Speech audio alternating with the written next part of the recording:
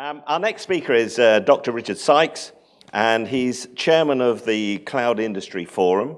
And his focus has been on the transformation of classic business models and business services right through to the cloud. So, Richard, the floor is yours. Thank you. You need to mic me up.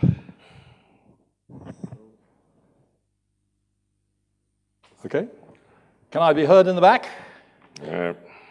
A brief introduction. I have 27 years experience in a major international chemical company, which really shaped a lot of my business experience and learning.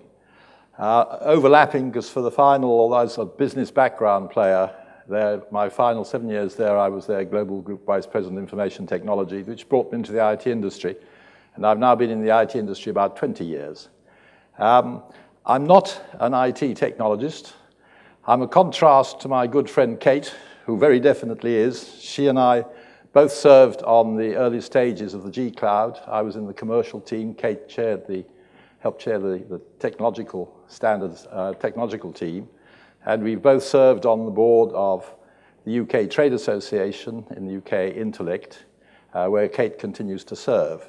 I think my position is best described as a rather amused and occasionally alarmed observer of this very young industry called the IT industry, because it's still very young, very immature in a lot of its behaviors if you come from an industry like the chemical industry that's been around for 150 years and is as equally deeply embedded in the fabric of our society as anything that the IT industry.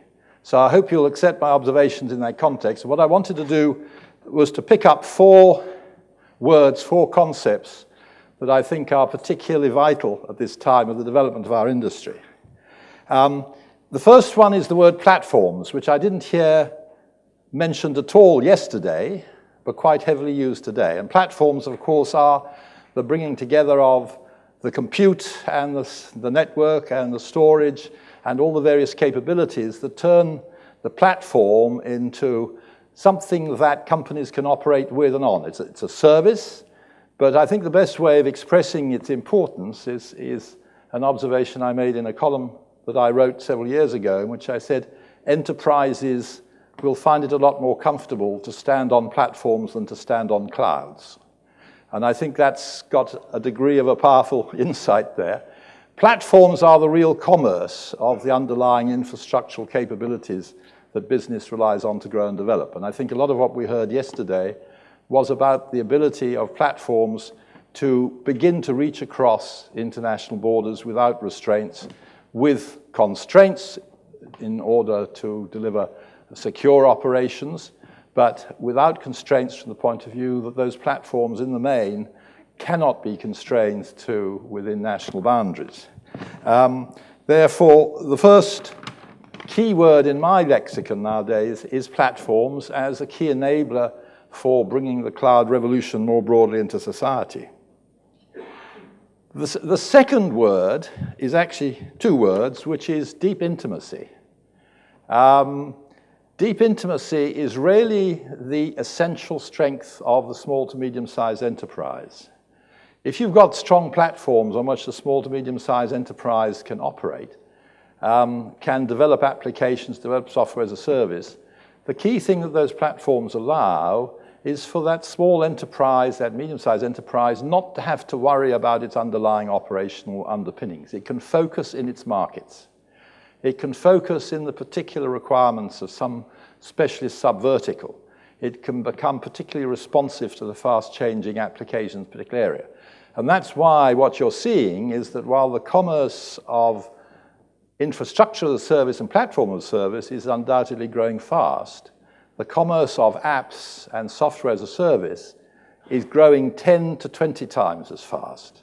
Because as you put down the underlying enabler for these small to medium-sized enterprises to really flourish, their ability to be specialized, deeply intimate with the operations of particular sectors of the economy allows them to become the real agents of change, the real agents of fast growth.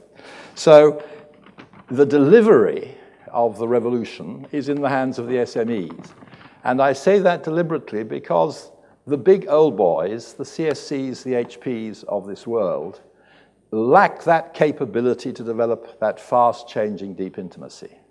They have to retreat to become the providers of the platforms.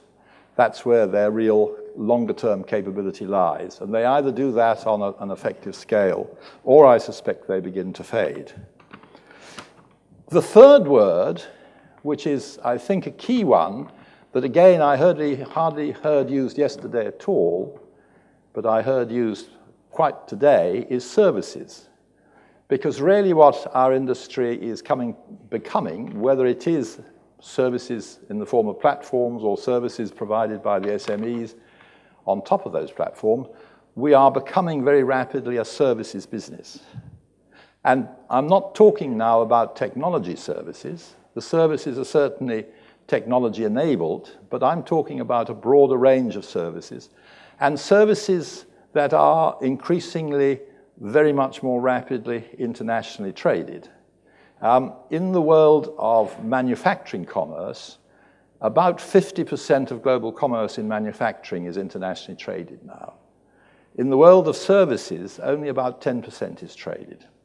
So there's a very fast growth in process in services trade, and that is a very natural development, but at times the significance of it is not fully understood. In the UK, for example, we still have significant pockets of resistance against outsourcing and offshoring to countries like India because of quote-unquote fear of job loss. The UK actually runs a massive trade surplus in technology services. We import about 5.5 billion and export about 13 billion. The UK is one of the world's most competitive offshoring locations there is by that measure. So services trade is a very key element of development. And if we come to the European front, I think I see that services trade beginning to evolve. We heard from the Latvian president yesterday about the developments between Latvia and Finland in certain key areas of technology services. I have the privilege of being the chair of the UK awards panel for Eurocloud, and I'm also the UK judge for the Pan-European Awards.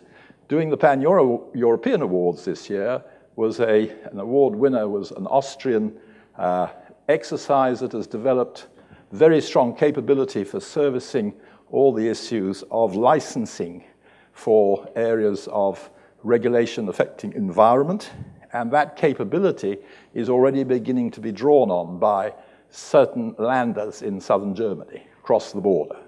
And I've raised the question mark whether the G-Cloud, an OJU approved, internationally serviced, since a lot of the SMEs are on G-Cloud, operate pan-European or outside the UK, whether the G-Cloud could not be exploited by German local government, Dutch local government, Irish national government. Why are these local national government units not getting onto the G-Cloud framework and seeing what they could buy at very competitive prices, including from my good friend, Kate Smemset? The point that I'm making is that I think if you see this as a services revolution and an international trade in services, what we look to is let's remove the barriers to the fast development of that international trade. Then the fast-moving best capabilities will come to the fore. The final word I'd like to introduce is one that I've not heard quite so much, which is assurance. Assurance is what gives you confidence to act. It gives you confidence, it allows you to build trust.